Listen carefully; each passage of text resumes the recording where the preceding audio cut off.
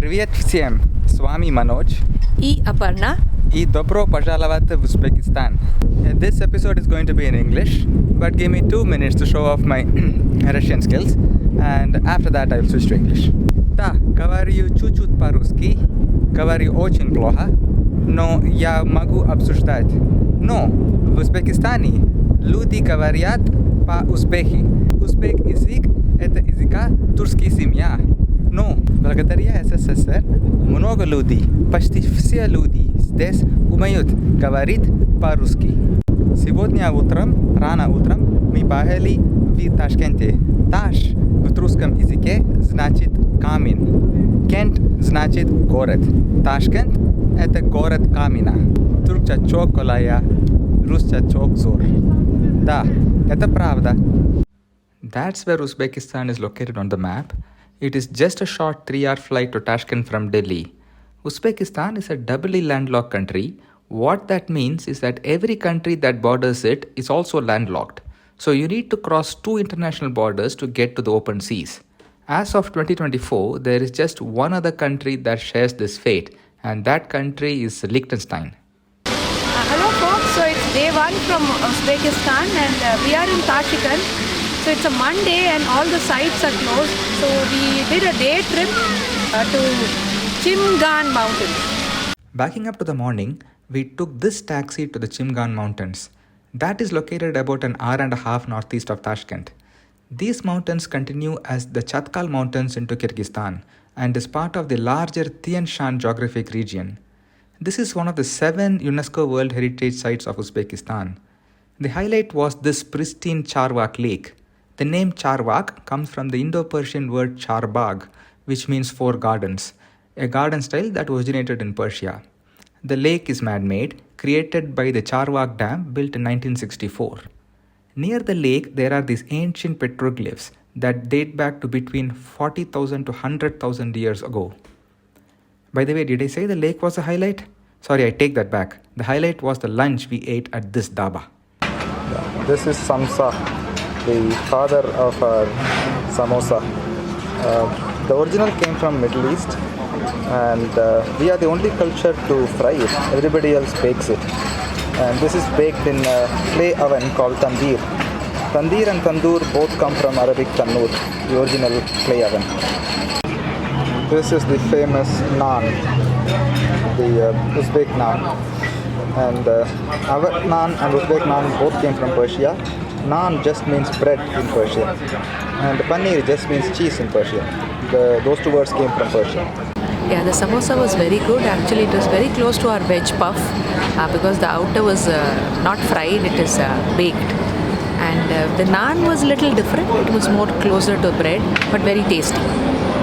On the way back to Tashkent, we stopped by this new Uzbekistan monument. It's only 3 years old, built in 2021. It was built to commemorate the 30th anniversary of the birth of the country. The bird on top is part of the emblem of Uzbekistan. It is Huma, the mythical Iranian bird, which is similar to the Greek phoenix.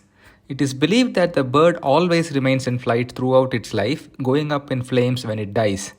I wonder how it lays eggs, or if it lays eggs at all. Upon reaching Tashkent, we went to the obligatory stop for all Indian tourists, the Lal Bahadur Shastri Monument. He was our 2nd Prime Minister and he breathed his last here in Tashkent right after signing the Tashkent Declaration, the peace accord that concluded the Indo-Pak War of 1965. Это наша комната в Ташкент. Отель Виндем. Классно. Это наша ванная. Start. Hello folks, so it's day 2 from Uzbekistan. We are in Andijan today and we'll be seeing the Fergana Valley. We are at the Babur Memorial. The Fergana Valley is a region inside the red dots in the eastern corner of Uzbekistan. The region has a lot of historical significance.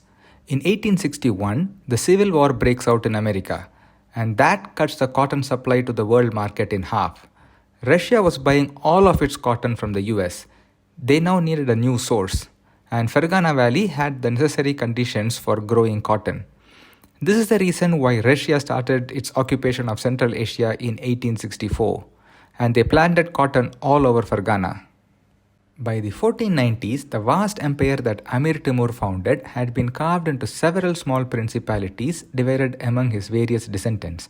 One of his fifth generation descendant was Zahiruddin Muhammad Babur, and he was born in Andijan in Fergana and hence ruled the valley. Like all the Timurid princes, his eyes were set on capital Samarkand. He managed to capture it in 1497, but soon had to face invasion from the Uzbeks led by one Muhammad Shaybani. Since the country is now called Uzbekistan and not Mughalistan, it's obvious Babur lost and he was forced to flee. He of course fled to India and founded the Mughal Empire. That watershed moment in history is still talked about in our election rallies to this day. No tourists come to Fergana to see the cotton fields and the solitary Babur statue. If they come at all, they come for this, the Khudayar Khan Palace in Kokand, located 2 hours west of Andijan. The Shaybanid Empire that was created after Babur fled split into 3 parts within a generation. They were the Khanates of Bukhara, Khiva and Kokand. In 1873, the last Khan of Kokand, Muhammad Khudayar Khan, built this sumptuous palace. Unfortunately, 3 years later, Russians took over and abolished the Khanate. Only about half of the original palace is standing today. Russians had demolished the rest. We flew into Fergana in the morning and took the slow train back to Tashkent in the evening. By the way, the Russian word for the train station, Vokzal, comes from the Vauxhall station in London. Tsar Nicholas I sent a delegation to London to study the rail system, and they were so impressed by the station that they took the name into their lexicon. Good morning, it's day 3 from Uzbekistan. Today will be all the sites of Tashkent, and we are at the Timur Memorial. When Uzbekistan gained its independence, they needed a new hero to replace all the Russian statues that adorned their squares. They picked Amir Timur. A native of Uzbekistan, he came out of nowhere to find one of the largest Turkic-Mongol empires in 1370. He is widely regarded as one of the greatest military leaders and tacticians in history, as well as one of the most brutal and deadly. This statue was installed in 1994. Before that, this was known as the Revolution Square and housed the statue of Karl Marx. Right next to the square is this gigantic hotel built in 1974 as the premier luxury hotel in the country. A textbook example of an architectural style called brutalism. We then went underground to check out the architecture that Soviet Russia was actually famous for, their metro stations. Completed in 1977, this was the first metro network that Soviets built in Central Asia. Stalin called the metro station of the USSR as the palaces of the people. The workers returning from home after the day's work could enjoy the paintings and ambience. For this purpose, the metro stations were purpose-built with great architectural features, paintings on the wall, etc. Although the Tashkent metro post-dated Stalin by a couple of decades, they seem to have stuck to his general philosophy. Right outside the Bodamsor station is this eye-catching TV tower. At 375 meters, it is currently the 12th tallest tower in the world. A short walk away is this brand new Minor Mosque. Built recently in 2014, this stands as a proof that Uzbeks have not lost the golden touch of constructing wonderful Islamic architecture. The highlight of the day, however, was this sprawling Hazrati Imam Complex. The complex houses buildings dating between the 16th and the 20th centuries. The ensemble was built near the grave of Hazrati Imam, the first Imam of Tashkent. The oldest building in the complex is this Barak Khan Madrasa dating from the 16th century. This building houses the Uthman Quran, the world's oldest complete Quran, dating from around 800 AD. Anything older is nothing more than a few parchments.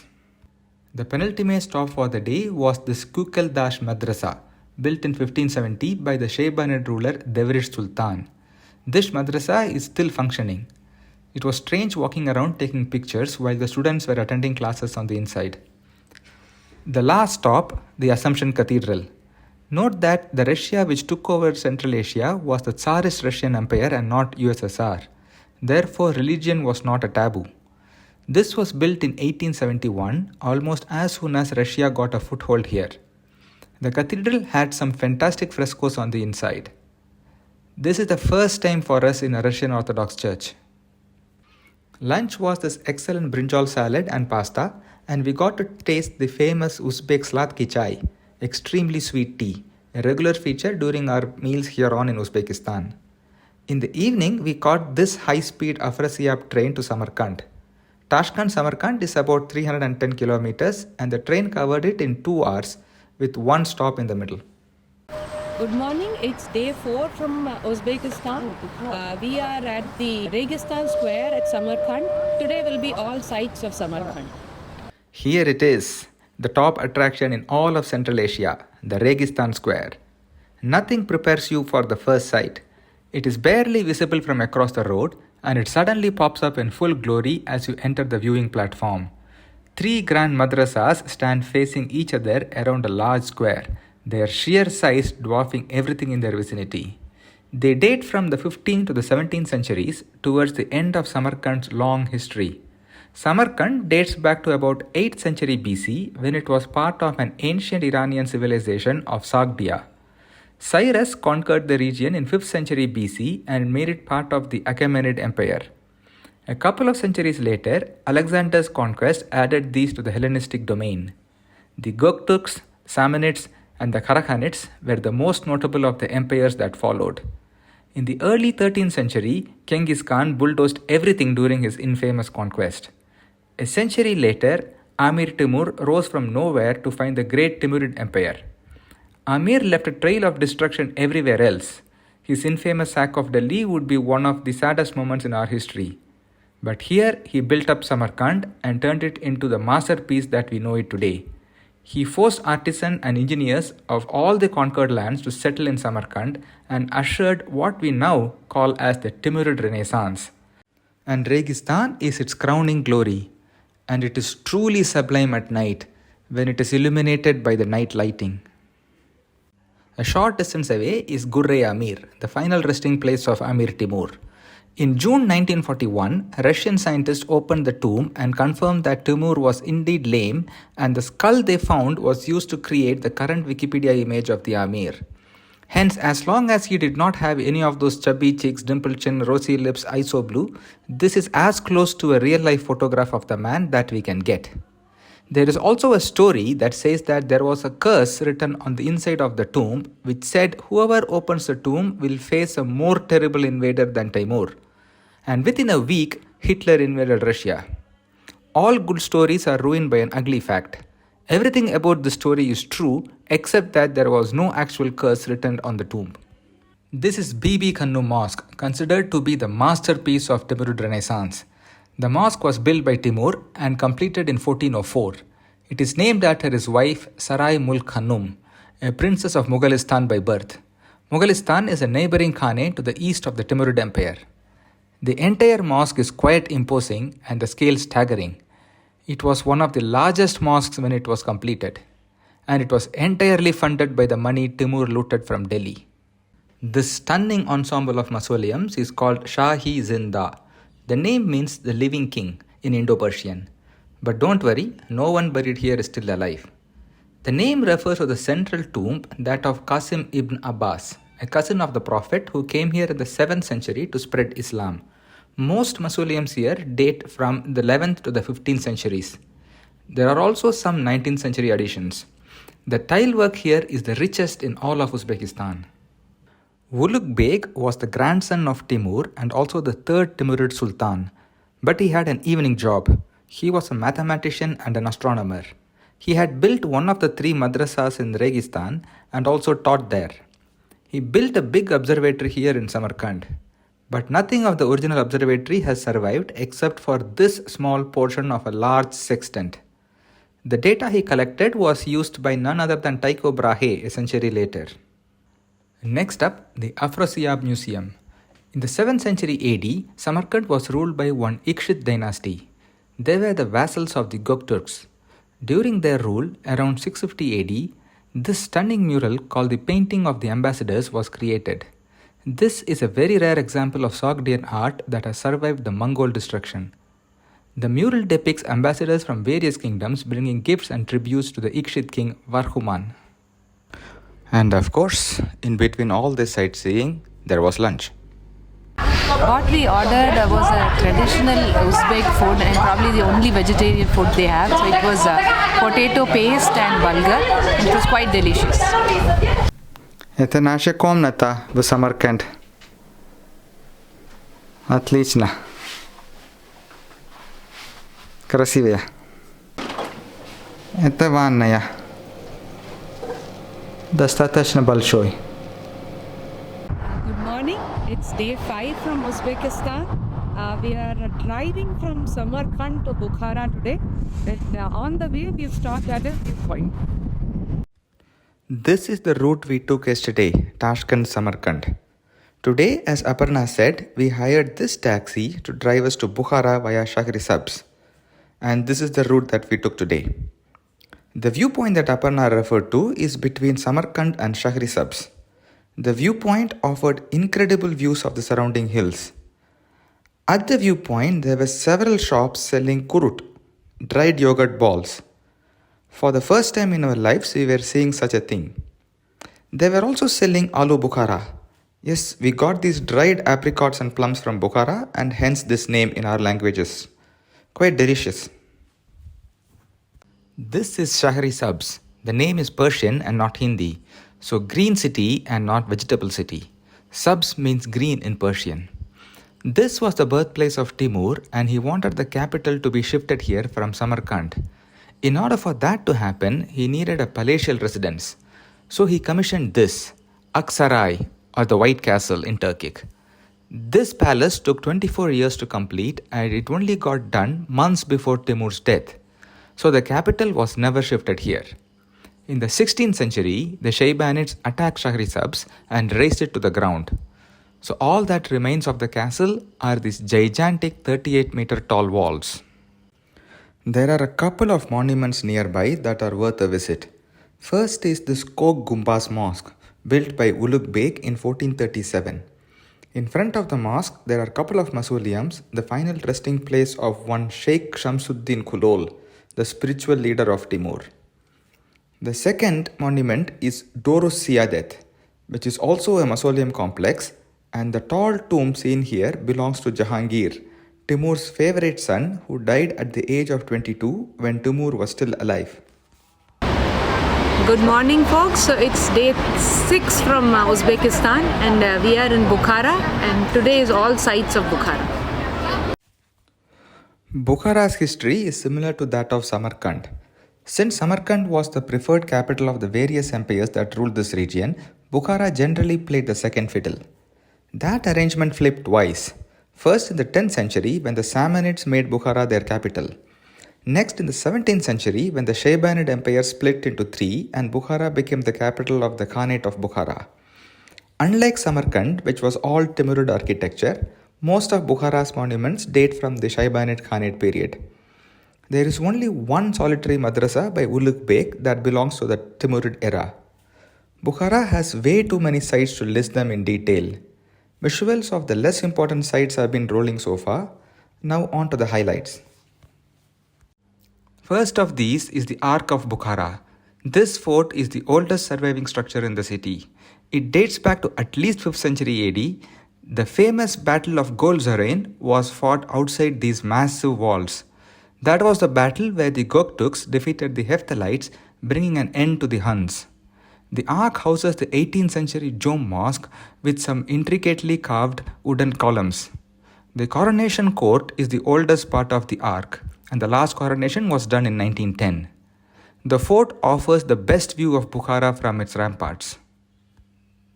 This is Poi Kalyan or the Kalyan Square. It houses the Kalyan Minaret and the adjacent Kalyan Mosque, both having been built in 1127 by Kharakhanids.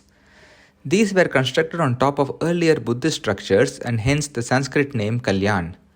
Genghis Khan was so impressed by the 46-meter tall minaret that he let it be and did not destroy it. Hence, this is exactly how it was since its construction. The mosque, however, was not lucky. It was destroyed and what you see is a later 16th century Shaybanid reconstruction. The mosque is one of the largest in Central Asia. The Poi Kalyan Square looks stunning at night. Bukhara's answer to Registan. The only other monument to have survived the Genghis road roller is this Samanid mausoleum. This was saved because it was lost by the time Genghis arrived, having been buried under sand. It was built in the 10th century by the Iranian Samanid Empire. This is the only surviving monument from the Samanid era. Samanids were the first ones to make Bukhara a capital city. The final highlight in central Bukhara is this lovely little gem located right opposite the Bukhara fort. Known as the Bolo House, this is a mosque built in 1712 by the Khans of Bukhara. The mosque has a traditional inner winter prayer area, while the front 20-pillared open hall served as a summer prayer area. We would rate this mosque as the prettiest we have seen in entire Uzbekistan. All the sites you have seen so far are in central Bukhara and can be visited on foot. There are, however, a couple of sites far away from the center that are worth a mention, and you need a transport to reach them. First is the Chor Bakr, which is a mausoleum complex established by the Shaybanid ruler Abdullah Khan II in 1559. Apart from the mausoleums, the complex also houses a mosque, a madrasa, and a cute little minaret. The second site on the outskirts of Bukhara is the Sitorai Mohi Khosa, which means palace like the stars and the moon in Uzbek. After the Nadir Shah destruction in 1740, the Khanate of Bukhara downsized and became the Emirate of Bukhara. This is a summer palace built by the last Emir of Bukhara, Alim Khan. It was built between 1912 and 1918. The Emir wanted a more European-style residence, and the architecture is a blend of Western and traditional Uzbek styles. Это наше отель в Бухаре, Минзифа бутик хаус. Красиво. Это наша комната в Бухаре. Очень красиво. Это наша ванная. Большой и красиво. Hello folks, so it's day 7 from Uzbekistan. Today we are driving from Bukhara to Khiva, and on the way we are stopping at some forts. So this is the first fort on the way. That's a travel agency that helped us book the taxi for the day. We highly recommend them. The link is in the description. And that is roughly the route we took today. Direct Bukhara Khiva would take about 5.5 hours. With the detours, it took us all day to get to Khiva. Food was a problem today. These forts are truly in the middle of nowhere and there is no mobile connection, let alone restaurants. So we had to do a Marie Antoinette, that is survive on cakes that we bought at the convenience stores in Bukhara. From the dawn of history, the Central Asian cities of Samarkand, Bukhara and Khiva have been trying to defend themselves from the relentless waves of raids and attacks by the steppe nomads. In order to do the said defending, a series of forts have been constructed at the edge of the desert where the steppe world begins, and these forts are collectively known as the desert castles of ancient Khorazam, locally as Elli Qala. Elli means 50 in Turkish and Uzbek, and Qala means fort. There are in fact far more than 50 forts. Most are nothing more than crumbling mud walls on the verge of collapse. The oldest surviving forts date back to 7th century BC, and we really don't know who built them. Some forts were constructed by the Greeks in the 4th and 3rd century BC, some by the Kushans in the 1st century AD. But most went up between the 4th and 7th century AD under the Khorazam kings or the Afrigids. Afrigids ruled this region from 305 AD to 995 AD, mostly as semi-independent vassals of the Hephthalites, Goktuks, Abbasids and the Samanids. Ayaz Qala was the most impressive of the forts. With its dramatic perch up a hilltop, its view from the upper fort area was one of the highlights of the trip. Wandering these relics of history, the oldest of which were created by unknown kingdoms, contemplating the unfathomable amount of history witnessed by these silent giants, was indeed the stuff of dreams.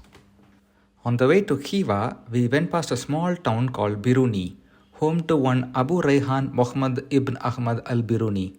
His work Tarikh al-Hind, The History of India, is a fascinating insight into the 11th century Hindustan. Another Khorazam-born polymath is Muhammad ibn Musa al-Khwarizmi. His name gave rise to the word algorithm.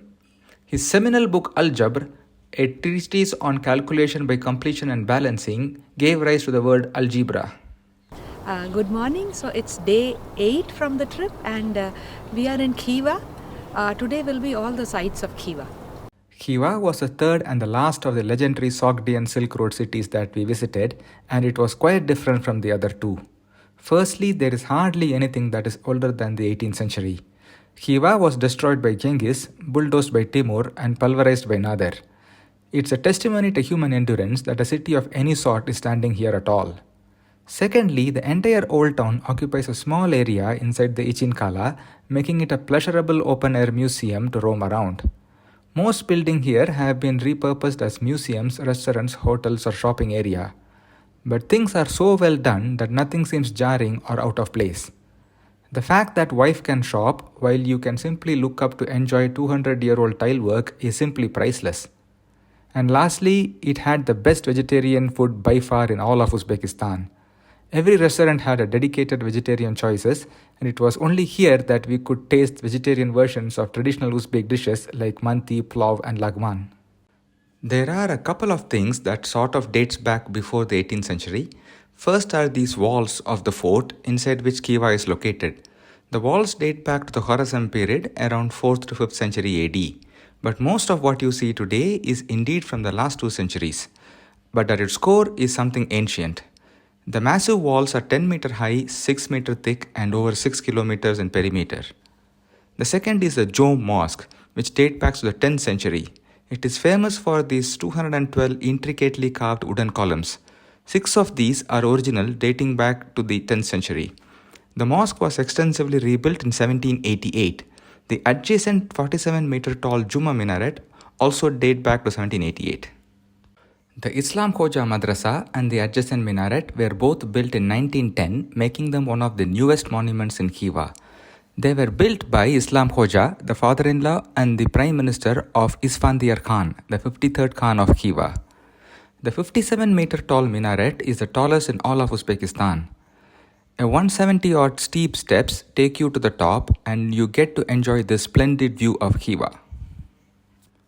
This 29 meter tall Kalta Minar looks short and stubby because it is an unfinished project.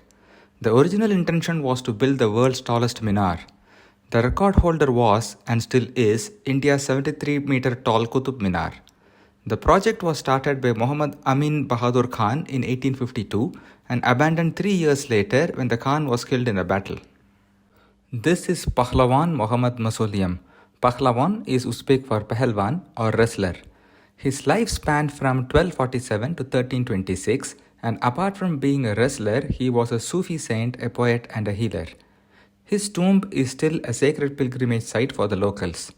Only the actual tomb is original 14th century, and all the external structures and the brilliant tile work date from the 19th century. The Tosh Hovli was built between 1830 and 1841 by Allah Quli Bahadur Khan. Tosh means stone, remember Tashkent? And Hovli is Haveli or palace. So Tosh Hovli is stone palace. The highlight is the main harem, which has 5 lavishly decorated lodges, one for the Khan and one each for his 4 wives. The tile work here is spectacular, best in all of Khiva, and don't forget to look up. The wooden ceilings are no less wonderful. The Haveli replaced the earlier residence Kunha Ark or the old fortress. That one was built in the 17th century. Finally, the obligatory European-style summer palace. This was started in 1890s by Muhammad Rahim Khan II and completed in 1912 by his son Isfandiyar Khan. The palace is also known as Nurullabai Palace, as the palace ground used to belong to a wealthy merchant called Nurullabai. The palace was used by the Khans for less than a decade because in 1920 Russia dissolved the Khanate and replaced it with Khwarazm People's Soviet Republic. Это наша комната в Киеве. Отель Арканчи. Это ванная. Очень чистая. Good morning, guys. So it's the last day from Uzbekistan, and today we are in the autonomous province of Qarakalpakistan, and we'll be seeing all the sites here. And just a side note, I bought the stop in Bukhara, so they're showing it off today. On this trip, we had been to Babur Janmabhoomi and claimed samosas aren't Indian. So it's a matter of time before someone says, go to Pakistan. We cannot do that given our passports, but we can at least go to Karakalpakistan. Yes, that's a real place, an autonomous republic on the western end of Uzbekistan. And no, it has nothing to do with a particular neighboring country to our west. The biggest attraction in Karakalpakistan is the Aral Sea, and we did not have enough time to go that far. So we settled for a day trip, and here is the map. Our first stop was Elli Qala. Despite its name, it's not a fort but a Zoroastrian tower of silence dating from the 1st century AD. Zoroastrians did not cremate or bury their dead. They left them exposed to the elements in towers such as these and let the carrion birds consume the flesh.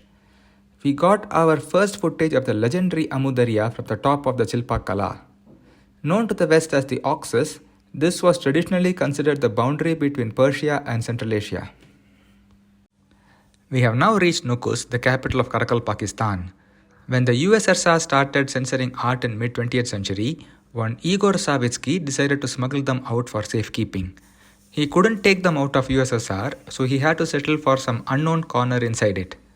And Nukus was the solution. You wouldn't come to Nukus looking for anything, let alone avant-garde art. The result, this Savitsky museum in Nukus now houses the largest collection of 20th century Russian art on the planet.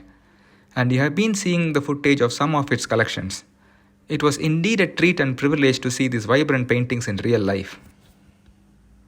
The third and final stop was a bit underwhelming. We did not finish on a high this time. This is Mistakhan Necropolis. This dates back to the 4th century BC and was one of the biggest cities in Khorasan. It was much later that it was used purely as a cemetery. There was just one tomb here with some impressive tile work, and that was the mausoleum of one Muslim Khan Slu dating back to the 12th century AD. Since this is still an actively used site, most tombs here are pretty recent. Ну что, друзья, это все. Наши первые путешествия в Средней Азии закончились. Надеюсь, вам понравилось. Спасибо большое, что вы посмотрели до конца.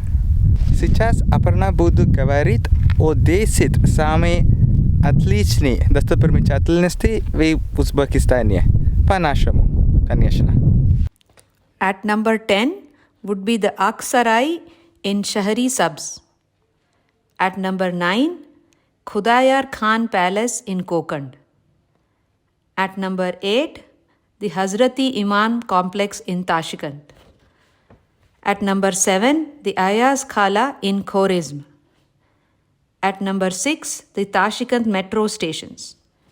At number 5, the Shahrisabz in Samarkand. At number 4, Kalta Minar in Khiva. At number 3, the Bukhara view from the Ark. At number 2, Islam Hoja Minar in Khiva.